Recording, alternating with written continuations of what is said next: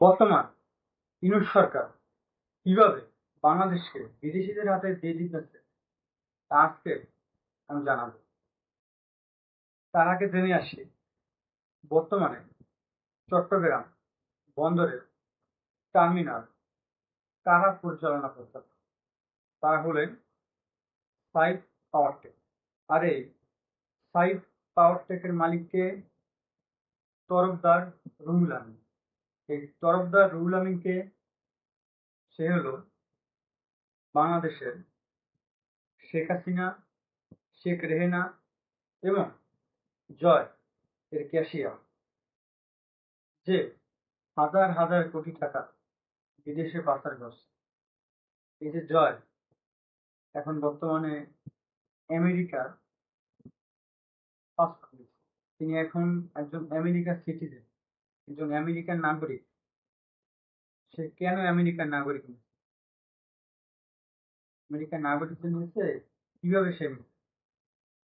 আর সেখানে শোনা যায় ৬২ বিলিয়ন আর টাকা, সেই টাকা কিভাবে সে নিচ্ছে, কিভাবে নিচ্ছে? এই সাইফ পাওয়ারটেকের মাধ্যমে নিচ্ছে। সেটা নিয়ে সে বিস্তারিত আলোচনা করবে। চলুন শুরু করি। এই তরফদার রুহুল আমিনকে, সে একজন আওয়ামী লীগের মাল। সে একজন পাক্কা আওয়ামী লীগ। তার পাশাপাশি সে কোথায় কোথায় ব্যবসা করতেছে? এই বাংলাদেশের টাকা পাচার করে হাজার হাজার কোটি টাকা সাইফ পাওয়ারটেক এই চট্টগ্রাম বন্দরের মাধ্যমে সে হাজার হাজার কোটি টাকা পাচার করে দুবাইতে বিশাল বড় কোম্পানি করছে। তার পাশাপাশি সিঙ্গাপুরে সে কোম্পানি করছে। তার পাশাপাশি তার ভাই আমেরিকায় সে কোম্পানি করছে। টাকা পাইছে কই? বাংলাদেশের টাকা। সে বাংলাদেশের টাকা পাচার করে কিভাবে বিদেশে কোম্পানি খোলে? বাংলাদেশের কেউ জানে না। বাংলাদেশে কেউ জানে না। জানে তো, কেন কেউ কিছু বলেনি? কেন এই চট্টগ্রাম বন্দর এখন বিদেশিদের দিতেছে সিদ্ধান্ত নিচ্ছে, এখনো দেয় না? এই যে বিএনপি, সিপিবি, আওয়ামী লীগ, তার পাশাপাশি বাম যে দল, তারা কেন সাইফ পাওয়ারটেককে যাতে এই চট্টগ্রামে টার্মিনালটা দেওয়া হয়, কেন এত লাফালাফি করতে হবে? কেন? সেটা জানা উচিত না আমাদের? অবশ্যই জানা উচিত। তা আমরা জানবো। তাহলে এই যে বিএনপি, সিপিবি, আওয়ামী লীগ, এই বাম দলগুলা, তারা টাকা পায় কই? তাদের টাকা কোথা থেকে আসে বলেন? একটা দল চালাইতে তো কোটি কোটি টাকা লাগে, লাগে না? এই যে মানুষ যে আনে, কিভাবে আনে? কাউরে ৫০০ টাকা দেয়, কাউরে ১০০০ টাকা দেয়, তাই না? মানুষের টাকা দিয়েই তো আনে, আনে না? তাহলে এই টাকাগুলা তারা পায় কই? টাকাগুলা তারা পায় কই? তাদেরকে দেয় কারা? কারা দেয়? এই সাইফ পাওয়ারটেক তারা দেয়। সেজন্যই বিএনপি, সিপিবি, আওয়ামী লীগ ওদের ক্যারা উঠছে, জ্বালা উঠছে। বুঝতে পারছেন? তাদের ক্যারা উঠছে। এই সাইফ পাওয়ারটেকের মালিক তরফদার রুহুল আমিন, তিনি প্রতিদিন ২০০ কোটি টাকা চাঁদা দেয়। ২০০ কোটি টাকা। ভাবা যায়? বিএনপি, সিপিবি, আওয়ামী লীগ তাদেরকে ২০০ কোটি টাকা ডেইলি, প্রতিদিন তারা চাঁদা দেয়। সেজন্যই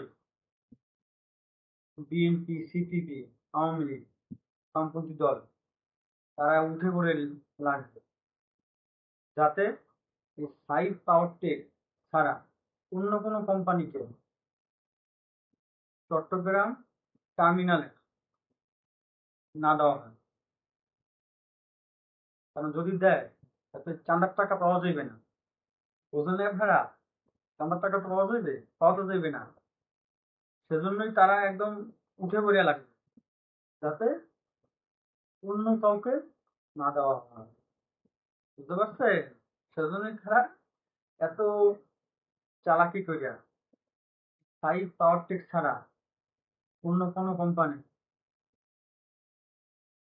বাংলাদেশের চট্টগ্রাম বন্দরের কন্টেনার টার্মিনালকে না দেওয়া হয়।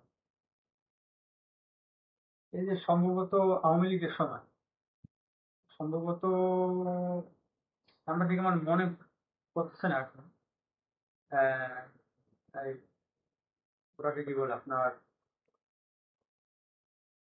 সৌদি আরবের একটা কোম্পানি, আওয়ামী লীগ,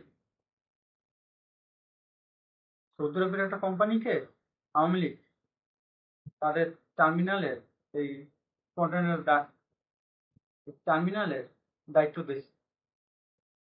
কই, তখন তো এই বিএনপি, সিপিবি, আওয়ামী লীগ এত উঠে পড়ে লাগে নাই, সৌদি আরবের কোম্পানিকে দেওয়া যাবে না। এখন কেন তারা উঠে পড়ে লাগবে, তাই না? এখন কেন তারা উঠে পড়ে লাগবে? যে কিছু ইউটিউবার বর্তমানে অ্যাক্টিভিস্ট, হুম, মানে বালের অ্যাক্টিভিস্ট, আমার বালের অ্যাক্টিভিস্ট, বুঝতে পারছেন? তারা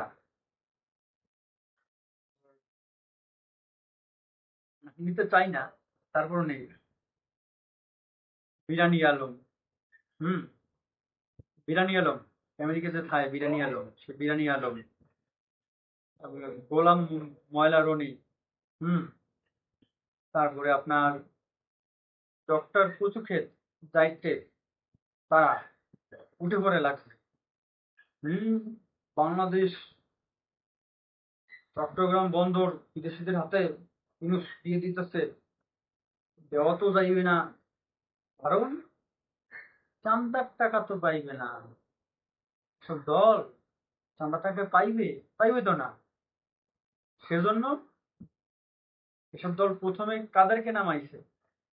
এই যে এদেরকে নামাইছে। এরা কারা?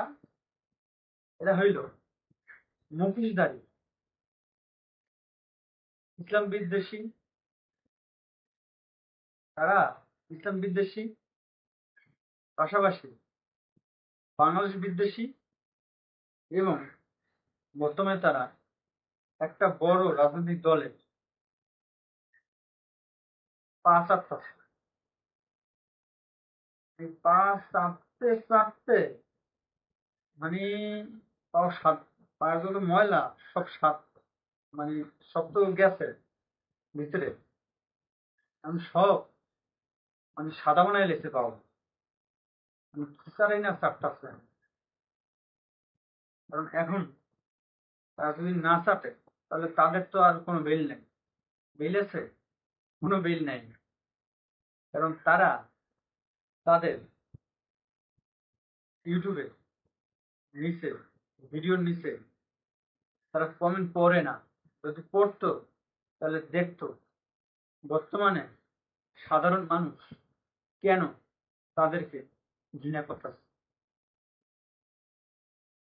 এই যে আমি কথা বলতেছি ইউটিউবে এসে, আমার তো কথা বলার কথা না, কথা বলার কথা না, আমি তো কথা বলতামই না, কিন্তু আমি কেন কথা বলতেছি? তাদের এই পা চাটার জন্য।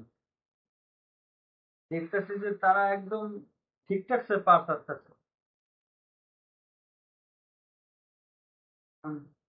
কারো এখন কাউকে তো কিছু বলা লাগবে না, তাদের এই কথা তো জবাব তো দিতে হবে আমাদের, দিতে হবে না? কারা দিবে জবাব? সাধারণ মানুষ কোথায় দিবে? তাদের ভিডিওর কমেন্টের নিচে ঠিক আছে তো, তাতে কোনো লাভ হচ্ছে? হচ্ছে না। তারা মনে করতেছে যে